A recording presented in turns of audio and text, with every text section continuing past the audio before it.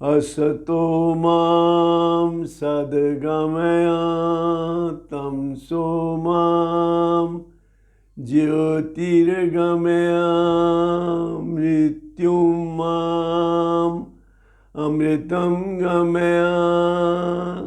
हे परमात्मा, हमें सत्य की ओर ले जाइए, असत्य से सत्य की ओर ले जाइए और हमें अंधेरे से प्रकाश की ओर ले जाइए और हमें मृत्यु से अमृत की ओर ले जाइए।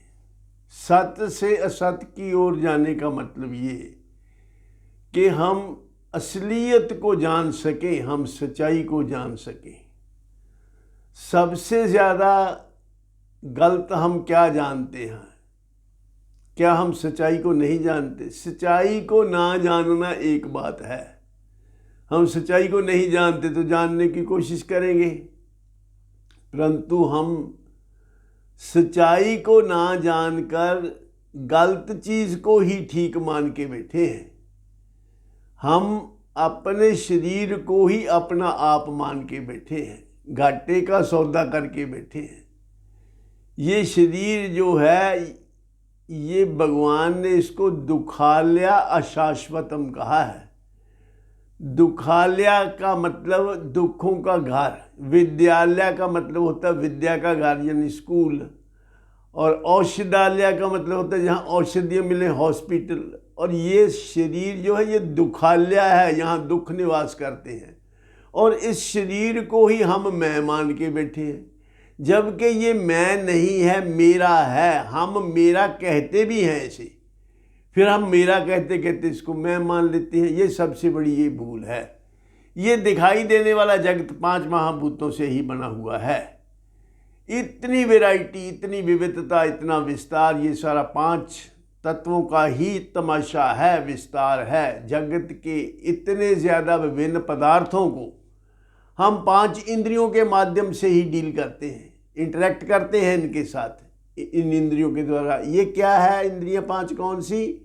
हम देखते हैं, सुनते हैं, सूंघते हैं, चखते हैं और स्पर्श करते हैं। कोई भी चीज़ हम इन 5 इंद्रियों के द्वारा जानते हैं। यानी हम सारे संसार को 5 भागों में विभक्त कर देते हैं, डिवाइड कर देते हैं, समेट देते हैं 5 में। और इन 5 जो बाह्य इंद्रियां हैं हमारी, ये 5 इंद्रियों के साथ इंटरेक्शन करने के बाद प्रोड्यूस क्या होता है, माइंड के लेवल पर क्या प्रोड्यूस होता है। ये जो हम 5 इंद्रियों से इसको करते हैं डील, वो भगवान ने गीता जी के दूसरे अध्याय के 14वें मंत्र में बताया है। मात्रा स्पर्शास्तु कौन्तेय शीतोष्ण सुख दुखदा आगमा पाइनो नित्यास्तांस्त तिक्षस्व भारत। ये जो हम लाइफ जो है हमारी है, इसको ऐसे डिस्क्राइब किया है भगवान ने कि ये लाइफ क्या, मात्रा स्पर्शास्तु, ये हमारी इंद्रियों का इंटरेक्शन है संसार के साथ, यही लाइफ है। तो मात्रा स्पर्शास्तु कौन्तेय, उससे होता क्या है? शीतोष्ण सुख दुखदा। सो या तो शीतोष्ण का मतलब या तो बाहरी लेवल पर गर्मी सर्दी का भोगते हैं शरीर के लेवल पर, और माइंड के लेवल पर सुख और दुख भोगते हैं इनके इंटरेक्शन से। तो सुख और दुख से ही सारी जो दुख और सुख ही सारे इंटरेक्शन का, सारे कर्मों का, जो जो कुछ भी हम करते हैं उसका परिणाम यही है कि या हम उससे दुखी हो जाते हैं या हम उससे सुखी हो जाते हैं। अच्छा, अब सुख है क्या, ये भी जरा सोच लें। सुख है दुख का अभाव।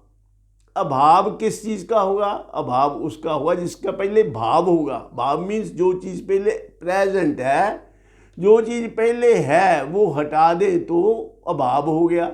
तो दुख का अभाव, सुख का मतलब ये हुआ कि पहले दुख होता है तो फिर सुख आता है, और फिर सुख का अभाव होता है तो दुख आता है। यानी 2 दुखों के बीच का पीरियड सुख है। और दूसरी बात यह कि कभी भी दुख अकेला नहीं किसी जीव के जीवन में रह सकता, ना कभी अकेला सुख रह सकता। ये तो आने जाने वाले हैं। जब ये आने जाने वाले हैं तो हमारा इन पर कोई कंट्रोल नहीं है, ये आते जाते रहेंगी। आगमा पाइनो नित्यास्तांस्त तिक्षस्व भारत। भगवान ने बताया ये आने जाने वाले हैं, इसलिए इनको तू सहन कर। यम हीना व्यथयन्ते ते पुरुषम पुरुषरश्व सम दुख सुखम धीरम सो अमृतत्वाय कल्पते। जो इन सुख दुखों में से विचलित नहीं होता वो ही अमृत पाने के काबिल होता है। जैसे हम कहते हैं कि हमें मृत्यु से अमृत की ओर ले जाइए, तो उससे हमने अपने मन का स्वभाव ऐसा बनाना कि हमारे ऊपर सुख और दुख दोनों का प्रभाव ना हो। नॉन इफेक्टिवनेस, हम कभी किसी चीज़ से प्रभावित ना होना, दुख से ना सुख से। दुख में हम विचलित ना हो, सुख में हम ज़्यादा फूले ना। दोनों को सहन करने का स्वभाव बनाएं, इसी से हम जीवन में सुखी रह सकते हैं। इन्हीं शब्दों से मैं अपनी वाणी को विराम देता हूँ। बाकी चर्चा फिर कभी करेंगे। सर्वे भवन्तु सुखिनः, सर्वे सन्तु निरामया, सर्वे भद्राणि पश्यन्तु, मा कश्चित् दुःख भाग् भवेत्। ओम शांति शांति शांति।